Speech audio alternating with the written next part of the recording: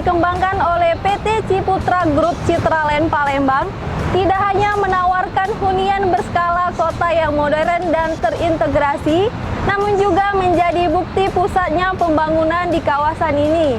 Kompleks hunian berkelas internasional ini direncanakan akan melakukan serah terima kunci di akhir tahun 2020. Berikut liputan khas tim redaksi Sumsel 24 Jam. Gerbang kuda yang berdiri megah ini menjadi akses masuk menuju Kompleks Citraland Palembang yang merupakan proyek residensial pertama dan terbesar yang dikembangkan oleh Ciputra Group. Hadirnya Kompleks Perumahan Citraland tidak hanya menawarkan hunian berskala kota yang modern dan berkelas internasional, namun juga menjadi bukti pesatnya perkembangan pembangunan di kawasan ini. Marketing Manager Citraland Palembang Fania mengungkapkan, hadirnya Citraland di kota Palembang menjadi pilihan bagi masyarakatnya yang mencari hunian nyaman, modern, dan terintegrasi dengan berbagai fasilitas lainnya. Kompleks Citraland Palembang memadukan kawasan hunian yang eksklusif dengan beragam fasilitas serta lingkungan yang hijau. Dengan menghadirkan 3 klaster yaitu klaster Onega, klaster Inari, dan klaster Lugano yang merupakan hunian eksklusif berarsitektur modern minimalis. Tak hanya membangun hunian, Citraland Palembang menghadirkan kota mandiri yang terintegrasi dengan berbagai fasilitas mulai dari shopping mall, hotel, rumah sakit, apartemen, G-Walk, dan masih banyak lagi.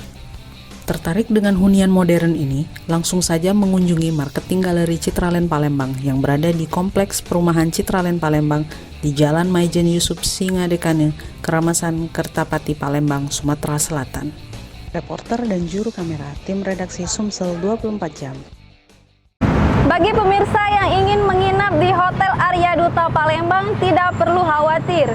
Hotel bintang 4 yang berada di pusat kota Palembang ini memperketat protokol kesehatan kepada pengunjung. Bahkan kamar di hotel tersebut disterilisasi dan didiamkan selama 6 hingga 8 jam sebelum digunakan.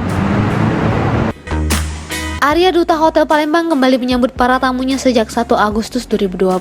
Dalam kenormalan baru, manajemen Arya Duta Palembang memperketat tamu untuk mentaati protokol kesehatan, seperti mengecek suhu tubuh di pintu masuk, wajib menggunakan masker, dan disiapkan hand sanitizer di setiap sudut hotel.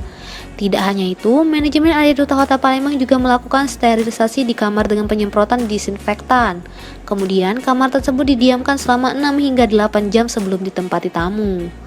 GM Arya Duta Palembang Randy Prapanca mengatakan saat ini pihaknya menjalankan SOP mengenai health protokol yang telah diulas oleh Siloam Hospital. Tujuannya agar bisnis dapat berjalan dengan memprioritaskan keamanan dan keselamatan bagi para tamu dan karyawannya. Sebelum dari tanggal 1 kita sudah persiapan ya, dari jauh-jauh hari kita sudah persiapan untuk pembukaan kembali. Itu persiapan kami membutuhkan waktu sekitar 3 minggu. Dimulai dari perekrutan kembali tim kami tentunya, dan itu juga sudah disaring kita melalui rapid test, dan alhamdulillah semua karyawan kami sudah menunjukkan hasil non-reaktif. Sebelum itu juga kami sudah mempersiapkan semua protokol kesehatan sesuai dengan panduan dari WHO, dari pemerintah pusat, dari Dinas Kesehatan, dari Perwali, termasuk dari PHRI. Jadi semua protokol sudah kita jalankan untuk tamu maupun untuk karyawan. Semua public area kita batasi sesuai dengan anjuran, ada batas maksimum capacity di meeting area, di restoran, gym, sauna, dan lain-lainnya. Sterilisasi kamar pasti kita lakukan. Jadi yang kita lakukan sementara ini, kamar yang sebelum dipakai oleh tamu, kita proses make up seperti biasa. Setelah pada proses make up itu pun kita lakukan sanitasi menggunakan disinfektan tentunya yang sudah terverifikasi. Kami menggunakan salah satu produk yang memang dianjurkan dengan kandungan-kandungan yang sesuai dengan standar untuk proses sanitasi. Setelah tamu check-in, kamar-kamar yang sudah kami sanitasi kami tandai dengan label doorknob di depan pintunya. Di kamar pun kami memberikan fasilitas hand sanitizer untuk tamu itu secara cuma-cuma. Kamar yang sudah check out akan kami sanitasi dan akan kami biarkan terlebih dahulu minimal 6-8 jam Jadi tamu yang baru masuk lagi akan menggunakan kamar yang lainnya. Meski menetapkan protokol kesehatan, jumlah tamu yang menginap di Hotel Bintang 4 ini cukup tinggi. Terlihat dari okupansi pada hari pertama reopening 1 Agustus 2020 mencapai 55%. Saya Randy Prapanca selaku General Manager Area Duta Palembang. Ingin memberitahukan bahwa Area Duta sudah buka kembali sejak tanggal 1 Agustus 2020 dan kami yakinkan bahwa kami buka dengan protokol baru, dengan protokol yang sangat ketat sesuai dengan anjuran dari World Health Organization maupun Dinas Kesehatan dan juga peraturan dari daerah. Kami yakinkan bahwa tamu-tamu yang menginap di Area Duta, kami akan mengedepankan keselamatan dan keamanan, dan tentunya kenyamanan. Kami tunggu kembali tamu-tamu kami di Area Duta Palembang. Terima kasih. Reporter dan juru kamera, tim redaksi Sumsel 24 jam. Menjelang dibukanya tempat pariwisata di era new normal, pengelola museum mulai melakukan sejumlah persiapan. Salah satunya Museum Sultan Mahmud Badarudin II Palembang. Museum yang menyimpan berbagai koleksi cerita Palembang ini mulai dikonservasi. Tujuannya agar bisa dipamerkan saat pembukaan museum pada September mendatang. Tim konservasi dari Museum Negeri Sumatera Selatan, Bala Putra Dewa terlihat sedang melakukan perawatan sejumlah kain yang tersimpan di Museum Sultan Mahmud Badarudin II. Perawatan koleksi ini dilakukan sebagai persiapan dibukanya Museum Sultan Mahmud Badarudin II pada awal September nanti. Pengelola Museum SMB 2 Palembang, Nyimas Ulpa Aryani mengatakan, pembiayaan konservasi bantuan dari Kementerian Pendidikan dan Kebudayaan Republik Indonesia berupa bantuan operasional penyelenggaraan museum dan taman budaya 2020. Dana tersebut salah satunya digunakan untuk konservasi koleksi museum. Jenis koleksi museum yang dikonservasi ada 3, antara lain koleksi kain, kuningan, dan peninggalan arkeologi.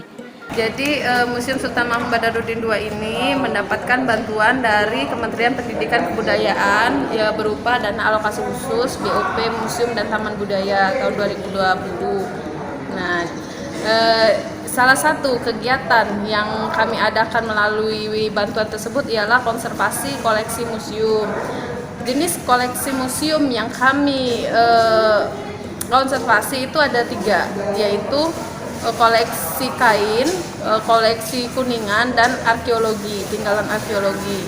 Nah, untuk saat ini kami dibantu oleh teman-teman dari Museum Negeri Provinsi Sumatera Selatan sebagai tenaga konservator, karena Museum Sultan Mahmud Badarudin II sendiri belum mempunyai tenaga konservator koleksi museum. Dikatakan, selama pandemi COVID-19, museum ditutup untuk umum. Selama penutupan tersebut, pihaknya menggelar konservasi koleksi museum dan pembersihan secara berkala. Sementara itu, Koordinator Tim Konservator Museum Negeri Sumsel Bala Putra Dewa, Adi Citra Sandi mengatakan, pengerjaan konservasi ini dilakukan selama 15 hari kerja dengan menggunakan cara tradisional. Museum Sultan Mahmud Badarudin II di tahun 2020 akan melaksanakan kegiatan konservasi yang terdiri dari 3 jenis bahan. Yang pertama itu bahan tekstil, yang kedua logam, dan ketiga jenis arkeologi yang berbahan batu. Di mana pengerjaan konservasi ini akan dibantu oleh tim dari Museum Negeri Sumatera Selatan, para konservator di Museum Negeri Selatan. Pengerjaan konservasi ini akan dilakukan selama 15 hari kerja dengan menggunakan cara tradisional. Untuk koleksi tekstil, pihaknya membersihkan dengan vakum, penyikatan, dan sabun cair. Sedangkan koleksi dari logam dibersihkan pakai soda kue yang dicampur perasan jeruk. Menurut dia, konservasi koleksi dari batu harus lebih teliti. Sebab kalau digunakan bahan kimia, dikhawatirkan justru bisa merusak koleksi. Reporter dan juru kamera Citra Utama, Palpres.com. Jika selama ini armada pemadam kebakaran yang biasanya digunakan hanya untuk memadamkan api di Kecamatan Pesema Air Keruh dimanfaatkan multifungsi. Kendaraan ini juga dimanfaatkan untuk membantu penanganan peristiwa alam seperti banjir, jalan putus, dan lainnya. Mobil pemadam kebakaran di Kecamatan Pasema Air Keruh terlihat kokoh memangkas ranting pohon besar yang ada di sejumlah jalan protokol. Mobil milik UPTD Damkar Piker ini memang dimanfaatkan multifungsi, selain memadamkan api namun juga dimanfaatkan untuk kegiatan lainnya termasuk penanganan terjadinya peristiwa alam. Seperti diketahui, UPTD Damkar Piker berdiri sejak tahun 2013 dan baru memiliki mobil damkar tahun 2014. Tidak seperti UPTD lainnya yang memiliki kegiatan yang pasti dan terjadwal, Damkar Piker bersifat siaga dan menunggu laporan masyarakat atas peristiwa kebakaran atau bencana lainnya. Camat Piker Noperman Subhi sangat berterima kasih dengan adanya keberadaan damkar. Selain bertugas memadamkan kebakaran, keberadaannya juga dapat membantu kecamatan melayani kebutuhan masyarakat, terutama ketika adanya peristiwa alam seperti banjir, jalan putus, dan sebagainya. Syukur alhamdulillah dengan adanya unit 5 pemadam kebakaran yang ada di Piker, kita sangat terbantu. Selain mereka punya tugas utama untuk melakukan kebakaran atau kejadian-kejadian bencana alam, jadi selain itu kita juga sering bekerja sama dengan pihak kecamatan yang pada dasarnya bukan tugas utama mereka, tapi karena ini kerjasama maka dilaksanakan. Reporter dan juru kamera Eko Wahyudi, Powerpress.com.